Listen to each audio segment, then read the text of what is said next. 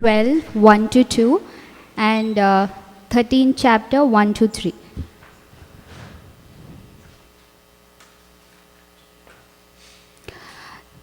Therefore, since we are surrounded by so great a cloud of witnesses, let us also lay aside every weight and sin which clings so closely, and let us run with endurance the race that is set before us, looking to Jesus, the founder and perfecter of our faith, who for the joy that was set before him endured the cross, despising the shame, and is seated at the right hand of the throne of God.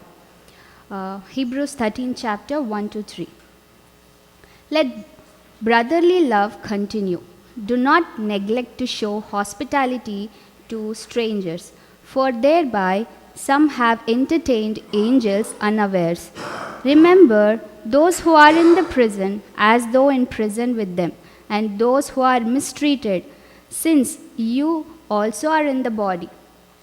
Therefore, may God bless the reading of this word. Please be seated. Thank you.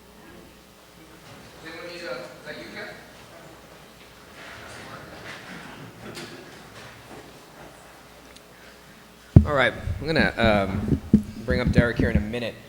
Just want to say some things ahead of time. Got it, good. Yeah, so we've been in this series, two series actually, for a while, right? Since the spring, we've been traveling through the book of Hebrews. What does it mean for us to make a sacred journey as a people into dangerous places? And as you see there, that painting of the protesters on the Edmund Pettus Bridge during the civil rights movement. They know that they're heading into danger, bodily danger. You could see it in their face, you could see it on their bodies. And yet they know something which, moral courage. They know moral courage. They know that it is worth taking that risk for the outcomes that will be enjoyed, maybe for them, maybe not for them, but for their legacy. And so Hebrews is a book that in many ways is that same story as the protesters on the Edmund Pettus Bridge, right? And that's a sermon series we've been in since January. And we haven't quite finished it yet, but we feel like we need to flesh out what that looks like through the stories of our people. So we've been running it parallel with this series called Point People. And typically, Point People has to do with the stories of those in this church. But this year, we wanted to extend the boundaries of that a little bit more, right? And so we had Imam Rizvi from Masjid-e-Ali the first week, and then we had Rabbi Garfinkel, and then we had a couple of our people come way back in and give us a word. And so over the last couple of weeks, we've seen Pastor Mark, we've seen Hope give us messages where we say, hey, listen, it's okay to be honest with who we are and what we are. In all the glories and horrors of life, we pick up scar tissue. And there's no real use in hiding that and saying, no, we're good, we're fine. Nothing to see here, folks, keep it moving. No, there's plenty to see and there's plenty to name. And actually what we talked about last week is how we can be honest and in so doing disarm a scheme, a tool, a device of the enemy that sometimes looks to use truth, even though the enemy is called the father of lies, sometimes uses truth over us so he can continue to keep us in a place of shame, condemnation. And I illustrated it with who else but B. Rabbit. Right, that final round where he says, you know what, Papa Doc, you are not going to have power over me. You are not going to be able to say what my life is about. You can make fun of my mama. You could talk about the trailer I live in. You could say this, that, or the other. But you know what? I'm going to say it first. And in so doing, I'm going to render you mute. And the power you have to condemn me with truth will be no more. Right? And so that last week we talked about honesty and power and truth and confession. There is an uncomfortable truth for us as follower of Jesus as it relates to some of the things that Derek is going to share today. Even the passage we read this morning, communities who look to follow Jesus as the founder, the forerunner, the pioneer, the entrepreneur of our faith, right? That's Hebrews 12, 1 through 2. We must flesh out the comprehensive, holistic nature of the kingdom of God. That's Hebrews 13, 1, 2, and following. Right? So in revealing what it meant to be truly divine and truly human, Jesus knit together things that sometimes we keep apart.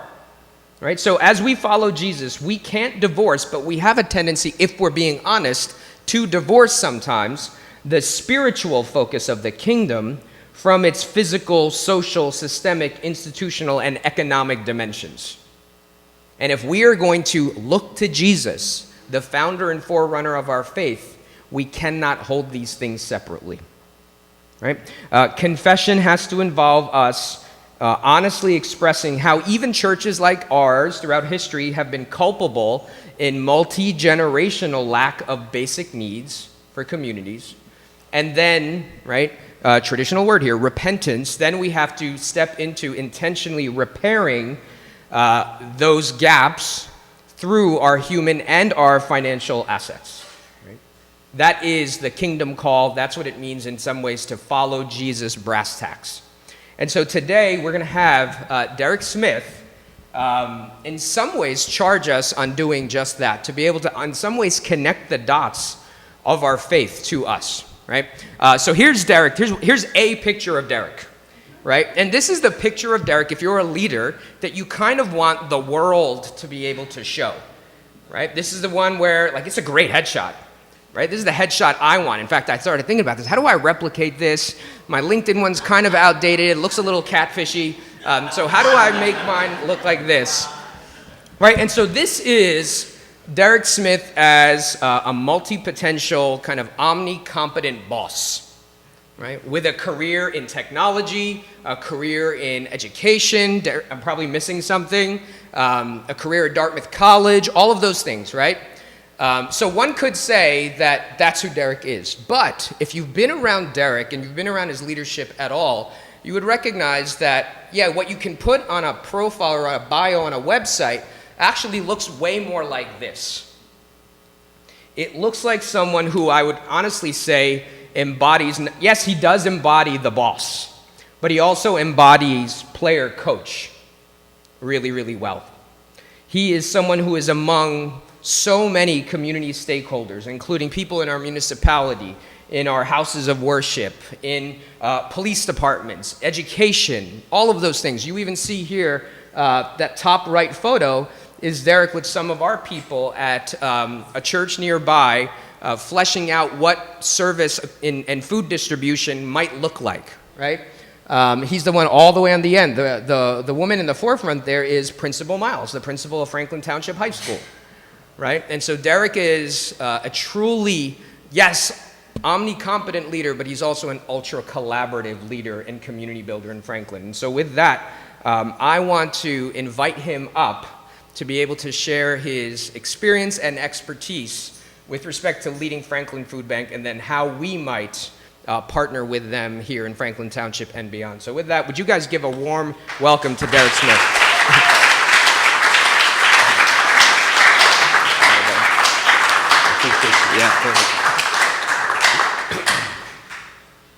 Good morning, everybody. I was fitted with this really cool Janet Jackson Rhythm Nation headgear. I don't think I need it though. But thank you though, this was great. Appreciate you. I'm glad you guys recognize Janet Jackson Rhythm Nation. I wasn't sure. Control! Younger crowd, so I don't know. Pro Tim, brother, thank you so much, man. I appreciate that intro. It's a high bar to live up to. It is an honor and a privilege to be here. I recognize a lot of faces in this room. This really does feel like a friendly and safe space, so thank you so much for welcoming me this morning. As Pro Tem said, my name is Derek Smith. I'm the Executive Director of the Franklin Food Bank. Joined the Franklin Food Bank in 2019. My wife and our two daughters were looking for another opportunity to give back to this community. Didn't even know that the food bank actually existed here in Franklin Township. Oh, what's up, man? I didn't recognize you. What's up? I ran into you at Panera Bread the other day and I didn't recognize you. My bad, brother. Squirrel. Don't mind me. But But yeah, so we fell madly in love with the Franklin Food Bank, and I remember the very first shift that I had at the Franklin Food Bank, I told my wife, if there was ever an opportunity to be able to lead this organization, I'm going to go for it. And through God's graces, I became the executive director in early 2022, and it has been the most professionally and personally exhilarating ride that I've ever had. And I am so humbled and blessed to be able to lead that organization. So I'm going to share some information with you all today. And hopefully you will leave the conversation inspired and compelled to either come to us if you need help or come to us if you can help. Okay? Great. So here's what I'm going to talk about. And I only have about 20 minutes. And anybody who knows me, I blow way past 20 minutes when I do speeches, but I'll try to honor that this morning.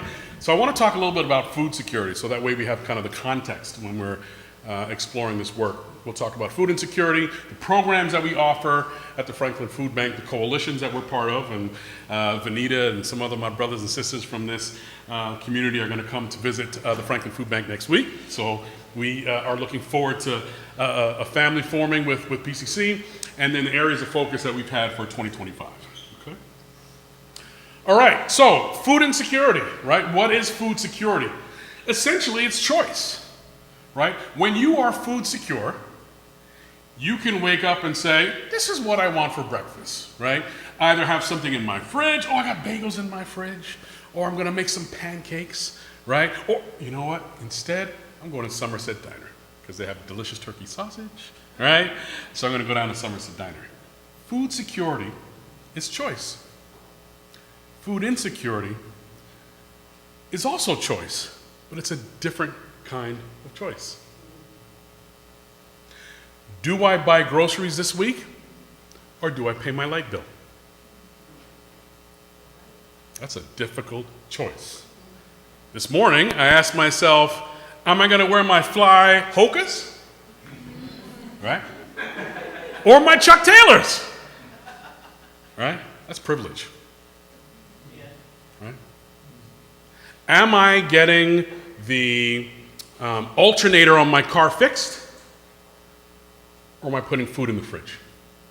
When you're food insecure, those are the difficult choices that you have to make. And those really should not be choices that one has to make when access to food is not a privilege. It's a human right. It is a human right. So something else we'll talk about in a little bit. So here's the reality. There's something called the ALICE report. And the ALICE report shows asset limited, income constrained, employed, right? So if you are underneath the line of ALICE, that means you're food insecure. 36% of people in New Jersey are food insecure. 36%. Wealthiest state in the country. Wealthiest country on earth. Got a lot of money to put satellites in outer space. Got a lot of money to pay for bombs. Food insecurity is not a food issue, and it's not a money issue. There's more than enough to go around. In this state, again, the wealthiest state in the nation, 36%, of folks are food insecure. Now, if you look at this at the bottom, right? Annual household income of $98,000, child care about $118,000. That's getting by in the state of New Jersey. If we lived in North Dakota, you'd probably get by a little bit better. But here in New Jersey, that's getting by. That's not balling. You're not going around balling if you're making 118 in New Jersey. That's getting by. And that's the reality of this place that we live in right now, called New Jersey and called America. There are so many of us that are a check away from being food insecure, an injury away from being food insecure, a medical bill away from being food insecure, a car repair away, a roof repair away from being food insecure. Now let's take a look at the local area where we live, right? Franklin Township, 70,000 people live here in Franklin Township, about 26,000 households. 7,000 households fall below the ALICE report threshold. Okay? At the food bank, we serve all of Franklin Township, the community where most of the folks come. Almost 60% of the folks that live in income tract 533, where the median household income is $40,000. That ain't far from here, y'all.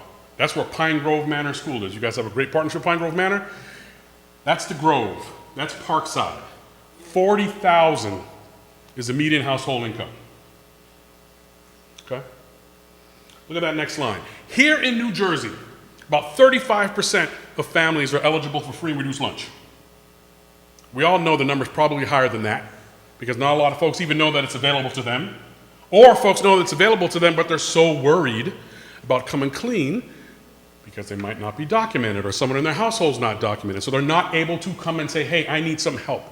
So the number statewide is probably higher than 35%. But on paper, it's 35%. Franklin Township is 44% eligibility for free and reduced lunch. Grove and Parkside, the school right in our neighborhood where the Franklin Food Bank is located, 80% at Pine Grove Manor School are eligible for free and reduced lunch. 80%, y'all. Right here in Somerset. Right here in New Jersey. Right here in America. That's the reality of the struggle of food insecurity that's not happening over there somewhere on TV. It's happening right here in Franklin Township. So, a little bit about our organization. Started in 1975. I wasn't even born yet when the Franklin Food Bank opened its doors. A lot of you do not look at oh yeah, come on, brother, come correct. I was born in 73. So I was 2 years old when it was born. Right? I remember one time I did this presentation for school principals. As Pro Tem said, I used to work with school principals for a long, long time in New York City. And I started off my speech, I was like, yeah, well, back in the 60s when I was a teacher, and I stopped, like nobody waved their hand and said, dude, there's no way you were a teacher in the 60s. No, you were born in the 60s. People looked at me when I said that, and they're like, yeah, sounds about right. Sounds about right. Keep going. So we were born in 1975, right? We've been at this for 50 years, y'all. We're celebrating our 50th anniversary. Saturday Night Live is celebrating 50 years. We're celebrating 50 years. Different organizations, but still celebrating 50 years. And I'm always torn when I say that. Because for a nonprofit organization to be around 50 years later, that shows resilience and grit and creativity and ingenuity. But why have we been here for 50 years? I haven't figured this out yet. So I'm torn, so proud of who we are and how long we've come. But disgusted, frankly, that we still need to be here. It shows the need is still there, and we'll be here as long as the need is there. But it's sad that we've been at this for 50 years. Became an official 501c3, that's a nonprofit in the early 80s. And back when we opened, and even when we became a nonprofit in the early 80s, we were one of those pantries that come holiday season, all right, come on through. Got the stuffing, got the turkey, right? All that kind of stuff. Cranberry, not the fresh cranberry. Nobody likes that. We like the canned one. You know that one that has the ribs in it? You know that one? That's the one that I like. Somebody put some of that fresh stuff on the table, I'll be like, no, I'll take the canned one, please. But that's just me. But yeah, we showed up during the holidays, which is great. But are people food secure after the holidays? Right? If you're food insecure during the holidays, whatever holiday that is, you're probably food insecure year long. 2019 is when we moved to the location that we're in right now, 224 Churchill Avenue, not too far from here, right by Veronica and Hamilton. And that's when we started what's called a client choice program. We don't even use the word client anymore, frankly. It's really neighbors. Client has its own meaning to it. But the client choice program essentially is what it is. It's choice. You come to the Franklin Food Bank to shop at our free grocery store, and you have choice. You select the things that you want for yourself. The things that are culturally relevant to your family and your community, the preferences that you have, which is very different than getting a box that's been prepackaged with stuff in it that you may or may not like or you might be allergic to. Still thankful to get that box, but there's no choice in that. So what you see with a lot of food pantries across the state and across the country is an effort to move towards the choice model. It is a more complicated model to run. It's a more expensive model to run. But if you want to serve your neighbors and community in an atmosphere of dignity and respect, That is the model we should all be aspiring to. June 2022, we added something called the Community Distribution and Beyond Borders programs, which I'll talk about in a second. Then we've done wraparound services, school programming, and now we've launched a capital campaign to move to a new building, and I'll get to that in a moment as well, okay? All right, so neighbor's choice, dignity and respect, Franklin Food Bank. Have y'all seen this fly t-shirt? You see it, right? You see it? Brother, you see this? You got it? All right, cool. Sister, you see it? All right. How many of you have been to a bodega before? Raise your hands. All right. You, sir. You know what a bodega is like, right? When you walk into a bodega, what's the vibe? What's the energy? What does it feel like? Comfortable, small. You're going to get the things that immediate needs. Yes, yes. Comfortable, small, get the things that you need. Music playing, probably salsa or bachata, right, or merengue playing, right? Sometimes there's a cat in the corner. We don't have that. But sometimes there's a cat. Always a cat at bodega, right? Always. And we know why there's a cat in there, right? Yeah, you see, you know. And that feeling where people know your name, right? They know who you are, right? They might come up to you and say, how's Abuela doing? Does she still have gout? Has she ever worked on that? Right? Like they know you like that. That's a bodega. How many of you have been to a Trader Joe's before? Raise your hand. Trader Joe's. Sister Deborah, who made it very clear to me, don't ever call me Debbie. That was like the second sentence she said to me this morning. Deborah, what's it like at a Trader Joe's? Clean, cute. Clean and cute. That's right. My wife used to work at a Trader Joe's, and she's clean and cute. That sounds right. That's right. Friendly, right? Yeah, it has that farm-to-table vibe, a lot of variety of food and all those kinds of things. So we've had people come to the Franklin Food Bank before and say, oh my gosh, this place is awesome. It has that like sense of belonging. I feel affirmed, right? Like a bodega. But then you have so much variety of food like a Trader Joe's. So if you take a bodega and you take a Trader Joe's, yeah. Working through some intellectual property stuff with attorneys so that way these can become available to the community. Because anytime I wear this shirt, people are like, oh my gosh, I want that shirt, I want that shirt.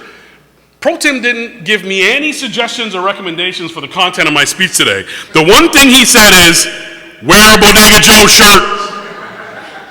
I saw Pro Tim on Friday or something at a Panera Bread. And first of all, his sleeves were cut too. You know, he was out there showing his it was like 7 a.m. too. Pro Tim had the guns out.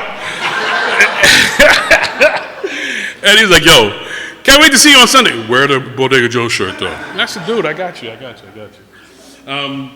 So it's a grocery store like we have, y'all. It is a straight up grocery store. If you've ever been there before, you walk in, right? I'm not going to say any names, but there are people in here who've been to our Bodega Joe's, and they will tell you it's clean, it's cute. There's music playing. Over 60% of the people who come and shop at the Franklin Food Bank are Latinx. We have over 45 different countries represented at the Franklin Food Bank.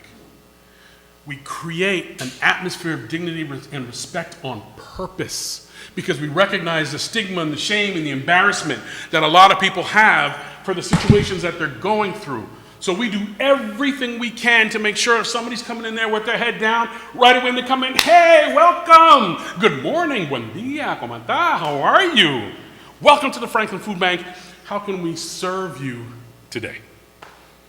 How can we serve you today? One of our taglines is neighbors helping neighbors, which you've probably heard and seen. Another one is when we serve, we win. When we serve, we win. And we make sure, not by accident, on purpose, that we hire staff for skill and we hire staff for culture. We recruit and onboard volunteers for skill and culture. When we identify partners that we work with, it is for skill and culture. Culture is the glue. When you step foot on the Franklin Food Bank campus, you feel a difference. It is special. It is unique. Yes, we got all the dope and fly food and all that kind of stuff, and the music's playing. It's that energy. It's that sense of belonging. It's that dignity and that respect. That's what it's all about. We see about 90 to 100 families a day. We have very convenient hours. We're open Mondays and Thursdays, 2 to 7. Tuesdays and Wednesdays, 10 to 2. And Saturdays, 9 to 12. You have to be a resident in Franklin Township to come and shop at our pantry. That's it. Passport, driver's license, school report, anything like that. We keep the barrier low because we know if you have a need, come to the Franklin Food Bank. And if you show up, is anybody here not from Franklin Township, by the way? Can you raise your hands? I'm so sorry. Just kidding. Just kidding. If you show up and you're from Piscataway, North Brunswick, Trenton, Elizabeth, Rahway, and say, hey, I'm hungry, I need access to food, we have something called Serve and Refer. We will serve you a bag of non-perishables, maybe some pasta, some rice, some canned tuna, some other stuff. We'll put in there some bread, some produce. That's the serve part. And then the refer part, are you from Piscataway? Great. We'll go online, look at the different agencies, soup kitchens, pantries available in Piscataway, print that out, give it to you. Say, thank you so much for coming. Please take this food, take this information, bless you. Nobody gets turned away when they come to the Franklin Food Bank. Nobody. Community distribution. Any of you familiar with First Baptist Church, that real small boutique church? That's up on 27. You know that little church? Yeah? All right. Ain't nothing small about that church. First Wednesday of every month, we do a drive-through distribution, kind of that traditional style, right? Pull up, pop the trunk, get boxes of food, mostly produce, put in your trunk, and you're sent on your way. From 10:30 to 12:30, we see about 500 cars now in 2 hours. And we see about 150 walk-ups. Yes, ma'am. We moved the location because before we used to be at the corner of Hamilton and Franklin Boulevard at the community resource building there. Parking lot couldn't take the volume of people. And the traffic at the corner of Hamilton and Franklin that it was creating was horrendous. So that's why we moved it. Great question. Thank you.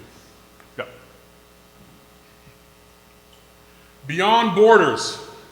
So during the pandemic, when a lot of soup kitchens and pantries and shelters were having a difficult time sourcing food, they came knocking on our doors and saying, hey, we're having a hard time. We don't have enough food for the families that we support and serve. Can you help us? So we said, yeah, sure, we have. And we just gave and gave. When I came on board, we formalized the program. I was trying to come up with a cool name. I'm like, man, Doctors Without Borders. I'm like, it's got to be something along those lines. Listen, I'm a former club promoter, so I'm always thinking of like, how do you promote, right? How do you campaign? So anyway, came up with Beyond Borders. We serve over 20, at our peak it was 40, but now over 20 different agencies, shelters, pantries that come to us, some every day, some once a week, some once a month, some a few times a week, and we donate food to them. So not only are we reaching this community through our pantries, right? Because we have pantries in schools, we have our pantry at 224 Churchill. We're doing it through the community distribution drive-through that I just mentioned about at First Baptist. We also have reach through our Beyond Borders program. We have agencies that come to us on a regular basis as north as Newark and as south as Camden. That's the need and that's the reach of the Franklin Food Bank. If you are food insecure, chances are you probably have some needs in some other human services areas as well. From housing to employment, to healthcare, to transportation. When I joined the Franklin Food Bank, I made clear to the board that as somebody who has spent almost 26 years prior to coming to the food bank in education, like my brother Pro Tim does, I even worked for the same nonprofit where Pro Tim works now.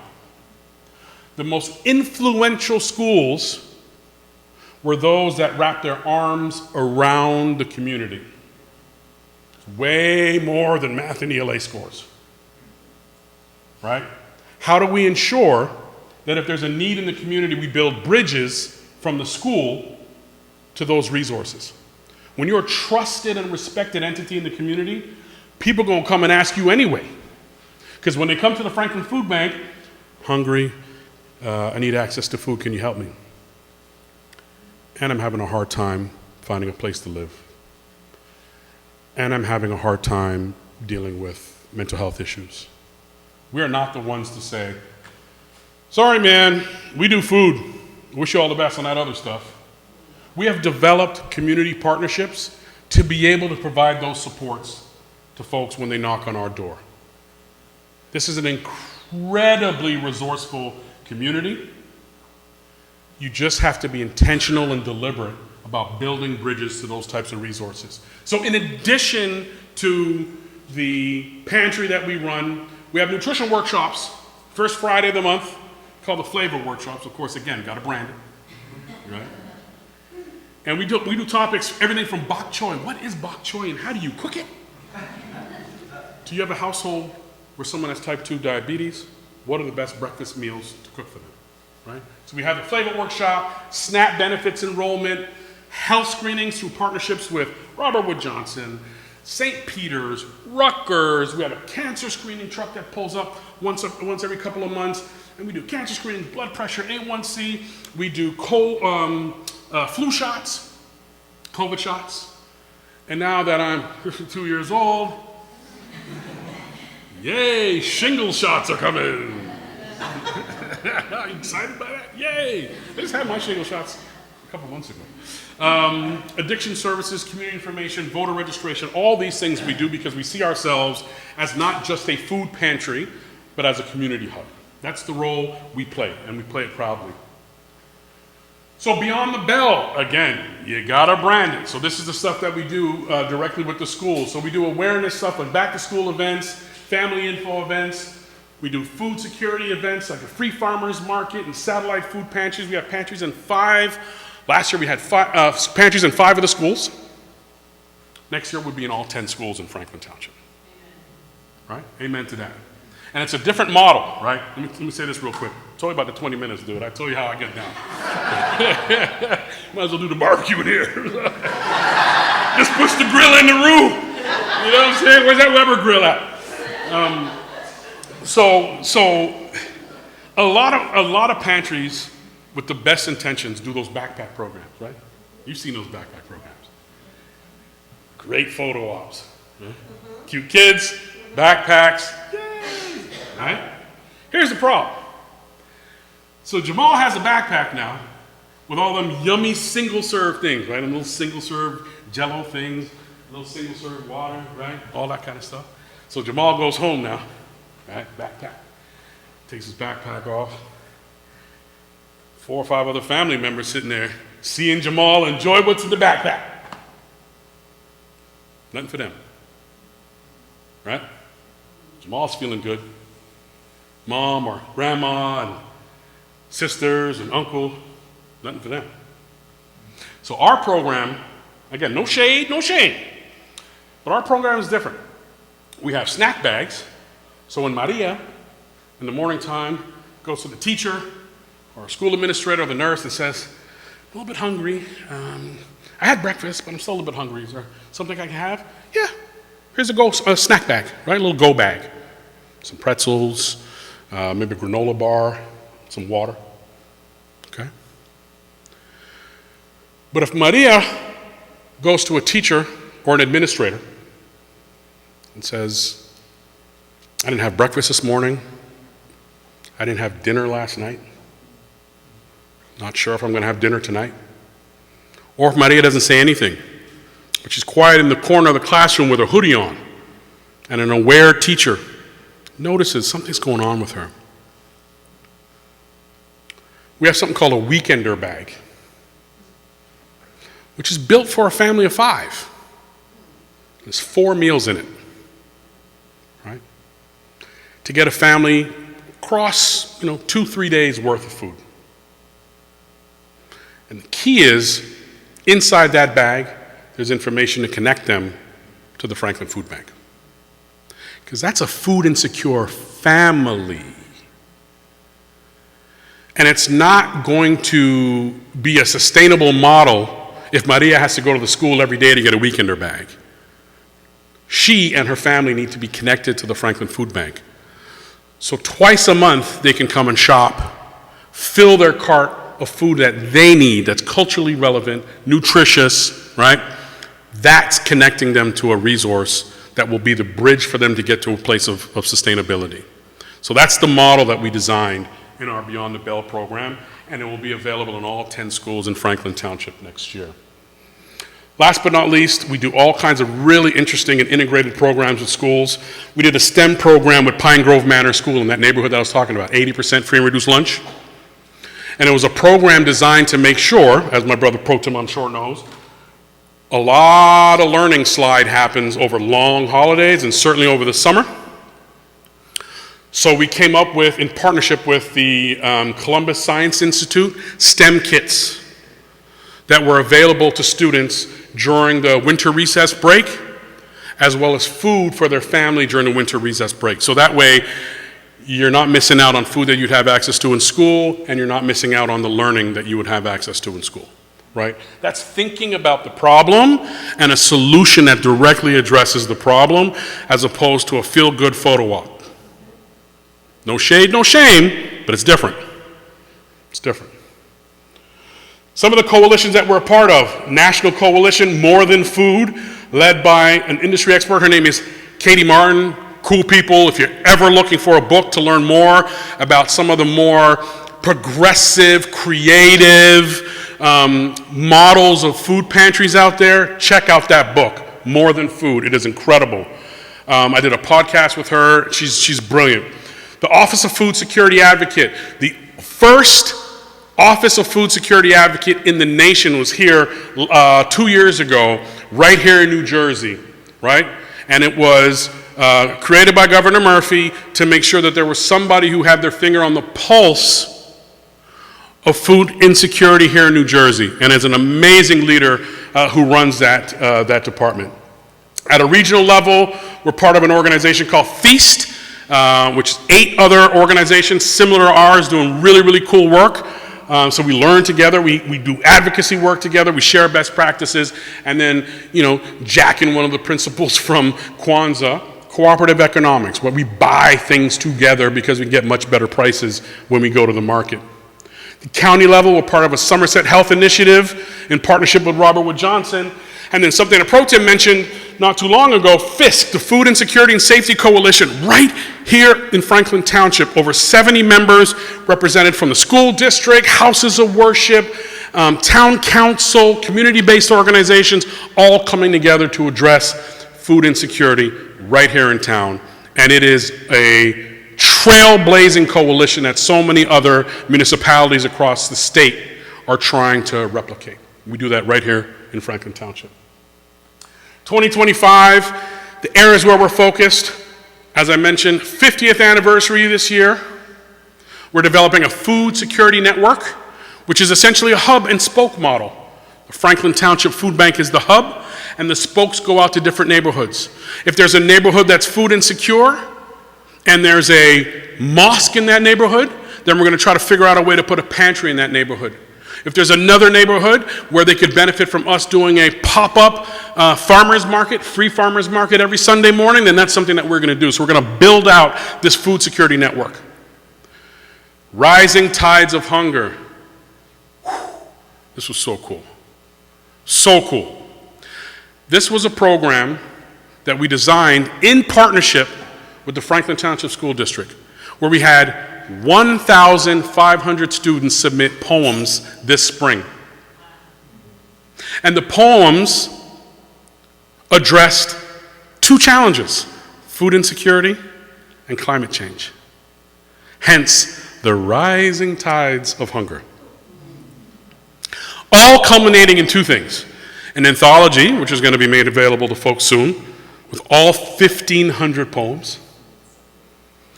And at Villagers Theater, we had a poetry competition where we had 5 elementary school finalists, 5 middle school finalists, 5 high school finalists. Each one of them walked away with cash prizes And Pro Tim was a judge. And he actually did really well. But it was an incredible event. Had about 150 folks show up to it. And it was a way to engage this community. Again, being creative. I'm seeing some yawns, so I'm going to hurry it up. I see you over there yawning. Listen, I will call people out in a heartbeat. So you yawning too, brother. It's okay, though. It's cool. It's cool. It's cool. That's like the wrap it up sign, you know, if I was at the Emmys or something. So I'm going to wrap it up. But what an amazing opportunity to engage youngsters, right? Increase that awareness, right? While at the same time developing those cognitive skills, right? Literacy skills, right? Oratory skills, right? Civic engagement, all of that stuff came out of this program. Really, really cool. Franklin Cares. That's the new name of the Franklin Food Bank, y'all. When we get to 2028, we are located at 224 Churchill Avenue, but our lease is up in the summer of 2028. Through that Food Insecurity and Safety Coalition that I mentioned, the partnership that we have with the school district, for those of you who know Pine Grove Manor School, if you go down Franklin Boulevard going towards Easton, and you see that big field in front of the school where brothers and sisters play cricket on Saturdays and Sundays, they're going to stop playing cricket in the summer of 2028 because we're going to be cutting the ribbon of our new location right on that piece of property in the neighborhood that needs us the most in town. Community resource navigation. We now have a social worker 4 days a week at the Franklin Food Bank. So when people come and say they need access to food, and then also say I need help with housing, transportation, mental health, we have somebody can help them navigate those resources and provide them with the support they need. And last but not least, the Ambassador Program. This is a basic fundraising program similar to what you see like an NPR, PBS does once a month, whether through your debit or credit card, $5 a month, $10 a month, whatever it is. It's an easy way for you to be able to donate to the Franklin Food Bank. That's it. That's my presentation. So if I have time,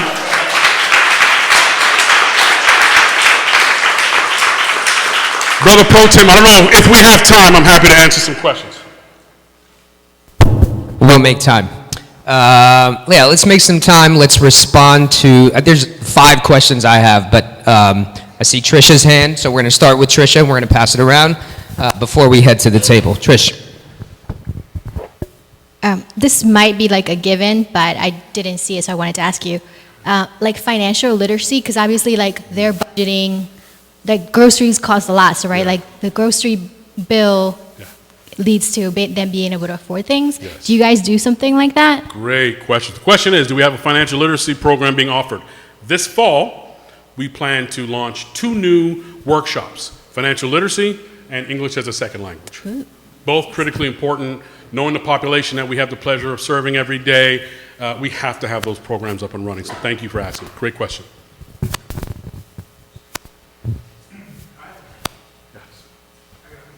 Pro Tim, I can have one of these waters, yeah? Thank you. I'm getting a little emotional. Take your time, brother. Take your time.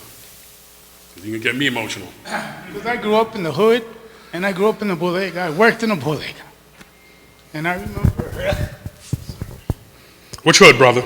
Pepper style. Do or die. Yeah, there you go. We moved out here in 2005 from Crown Heights.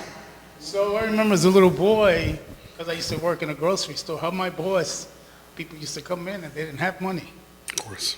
So they would say, oh, young, I have only $10. Don't worry, here, and take an extra milk. That's right. So I got very emotional because I saw that in real life, Yeah. and I saw the real thing. So my question to you is, I was touched by it. How can I volunteer to just be a bodega guy and give things away like that, like Yeah. my boss used to do? Yes. If that's okay with you, though. I won't give the shop away, but I'll give something. Yeah. That's a great, what's your name again, brother? William. Thank you, brother William. So very easy. Go to the website. There's a volunteer section. Website is franklinfoodbank.org. 2-minute application to fill out. Then you'll come in for an orientation, and then you'll be ready to rock. So it's very easy, very quick, and we're always looking for volunteers. You come from, you, listen, we'll see. We'll see. We'll see. I'm sure things will be, I know, I'm just playing. I'm sure things will be fine. But seriously, we're always looking for volunteers, so thank you for naming that. And we really pride ourselves. We survey the neighbors who come and shop at the Franklin Food Bank twice a year. And there are a series of questions that we ask that speak to outcomes, which is very different than outputs, right? In our world, food security world, similar to education world, education, at the end of the day, people are just trying, how many students got X% on their math state tests? How many got X% on their ELA state tests? What kind of an improvement was it compared to last year? Food security space, for a lot of folks, is no different. How many people do you serve? How many pounds do you move, right? Those are outputs. They're important numbers, but it doesn't tell the full and complete and compelling story. Outcomes tell the story, right? So an outcome is, because I'm able to come to the food bank twice a month to get my groceries, I can save about $600 to $700 to $800 a month by doing that. As such, I'm able to now use the money to pay for, right? So these are the kinds of questions we'll ask in our survey. And it speaks to something that is transformative in the lives of our neighbors. We talk about everybody who works at the food bank, including volunteers, as being CEOs, Chief Experience Officers. We're all responsible for ensuring that anybody that comes to the Franklin Food Bank has the best experience, period. So when we are recruiting and training volunteers, it's to see if they can be CEOs. We'll see if you can be a CEO. We'll see. We'll see. You don't get the salary, though. Great question. Thank you. Yes. I just wanted to say, first of all, thank you so much for coming. My heart is so full. And also, Janet Jackson's Rhythm Nation is like one of my top lifetime favorite albums. So that's what's up. Respect. Respect. Since we're talking about volunteers, I was always thinking about how to get my kids involved in things like this. I mean, there's lots of stuff at the school that they can do. Yeah. And I recognize bringing kids to volunteer at the food bank might be great. It might not be ideal. Yeah. Do you have advice or suggestions about that, about how kids can volunteer? Great question. So we used to have youngsters 14 and over that would be able to come and volunteer at the food bank. From 14 to 17, you'd have to come with a parent or guardian. It wasn't ideal for all kinds of reasons. Less the youngster, actually, more the parent. Like, we had to find ways to keep the parent busy. They really didn't want to be there. So now you have to be 17, right? That's the youngest to be able to volunteer at the food bank.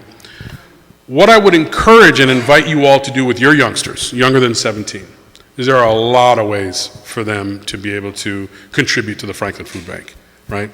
Through their school, through the church, through Girl Scout, Boy Scouts, whatever program they're a part of. They can do food drives. They can do money drives. Right? Those are ways for them to contribute stuff to the effort.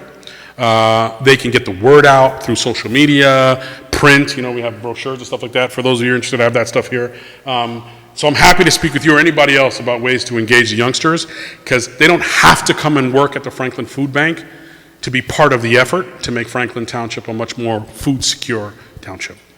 Okay, sure. Thank you for that question. Yes, sir. Okay, so I grew up in Franklin, right across the street from the Grove. So the location you guys looking at actually lived right across the street. That's what's up. Food insecurity, I both ends. So there, sometimes it's hard to get out of it. Are you finding that this vicious cycle where people are just to it and it's hard to get? Wow, great question. Thank you for that, brother.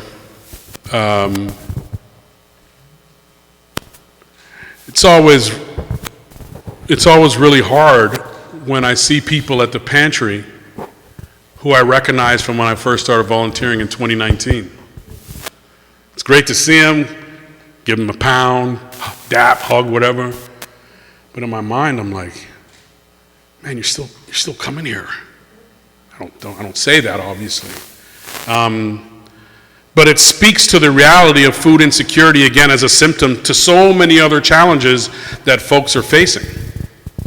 And unless we are intentional about addressing all those other things, from housing to prices of groceries to transportation to healthcare, if those things are not part of the gumbo, folks will still be food insecure. We are doing our very best to bridge folks to a place of stability and security, but so many other things need to be in motion to make that happen. The largest population that we're seeing now that's coming to the food bank are folks that are supplementing. They'll go to Stop and Shop or Wegmans or Trader Joe's for 70% of their groceries. And then they'll come to us for the other 30%. Maybe they'll come to us for eggs and cheese and milk and rice to supplement. That says a lot about the society that we're in. That's why when you see a household of 98,000 or 118,000, you're barely getting by if you have a family with that type of a household income here in New Jersey. We have to think, y'all, well beyond just making sure people have access to food if we want to eradicate this thing called food insecurity. It has to change. So we're trying to get to a place where I don't have to see that person again.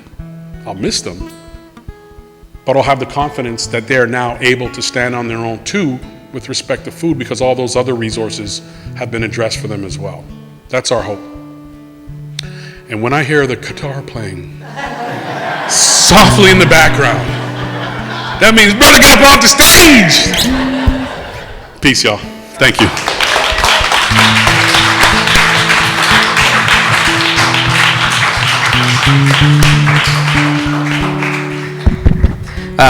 I do have a question for Derek, but I'm going to save it for afterwards. You heard a term today that some of you guys may not be familiar with, which is wraparound services. In education, we talk about educating the whole child, feeding the whole person. I want to call us to, and this table calls us to a more expansive, and might I use the term wraparound gospel. Right, because when we're very used to, and we should, think of this table as a place where individual confession takes place, individual awareness that I have wronged in this way, that way, or the other, right? And this table should be that. The broken bread should represent the broken body of Christ for that. And the cup should represent newness of life in response to that. However, this table also represents the fact that, just as Derek said, when someone says, I'm food insecure, they may also say, I'm housing insecure. And there may be a ... after that. This table also represents the ... of life. When someone says they come to this table, I have wronged God and humans in this way, there is also the sense in which we also need to be aware that this table is also a place where there is confession and honesty to be able to say, I've also been wronged. There have been systems and structures and environments that have spring-loaded me in a particular direction. That doesn't excuse me. It may not even explain my actions, but it does give context around what it means to be human and what it means to be a human who comes to this table. So as we come to the table today, I pray that we would understand the wraparound nature of the gospel as well, where Jesus dies to be able to say, there is compassion, there is co-suffering. That's what compassion means, co-suffering at this table. But there is also, in newness of life, the creation of a community that engages in a wraparound, holistic kingdom of God mission that says we will not only address the spiritual realities that are here, but we will also connect them to the holistic wraparound realities that Jesus himself pursued and then commends to us as well in the gospel. That's good news. Anything less than that is impoverished. And so as we come to the table, let me pray, come with reflection, and consider where it is that our understanding and experience of the gospel needs to expand and wrap around the people that God has called us to as well. Thank you, Derek. Let me pray and come when you guys are ready. Father, teach us your ways. Teach us to listen, to learn, and to live in a way that truly embodies the character, the identity, and the mission of your Son. Yes, there are individual, personal, spiritual realities. There are also emotional realities. There are also socioeconomic realities. There's also community-based historical realities that the cross and empty tomb came to speak to. Lord, it also came to create a people that would engage all of those realities in ways that face problems and pursue solutions. And so would you please give us more of your Spirit to help us to make honest confession and then to engage meaningful repair for your glory, for the good of communities you sent us to, and for our collective joy. In Jesus' name, come when you're ready. Amen.